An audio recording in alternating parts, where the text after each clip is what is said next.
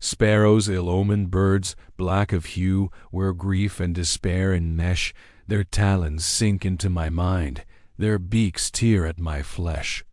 Beneath the weight of beating wings, craven with fear, I cower. Their cries soon turn to mirthful shrieks and mock what they devour. In ebon swarmaneth waxen moon, they continue their blooded flight. I mutely watch from a nameless void, my bones growing cold in the night. Tim Usavage, 1982. So this poem is called Sparrows. And if you look at the title, you'll notice that this is one of Tim Usavage's poems. He wrote this back in 1982 when he was just starting out as a poet. And he was really into horror movies at the time. But I think that really influenced this poem.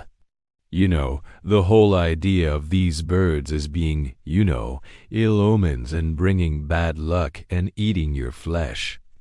There's something about the way that sparrows look that always kind of creeped me out a little bit.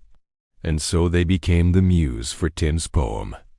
The other thing that he was really into when he was in college, and this would have been during the heyday of punk, rock and things like that, was the whole idea of taking something that was considered lowbrow and making it high art, or trying to at least.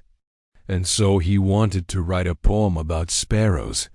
He didn't want to write like a typical nature poem about how cute and pretty and delicate a sparrow is. He wanted to take this bird that is considered kind of a common bird and elevate it to something that had a little bit more of a horrific edge to it. So let's take a look at some of the language that he used in this poem. Obviously, the title itself, Sparrows, it's very simple. It's very direct. There's no attempt to be clever or obscure here. And that's kind of the point. He wanted the reader to know immediately what this poem is about. The first word of the poem is ill-omened, which sets the tone immediately. These are not good birds. They're bad birds. They bring bad luck.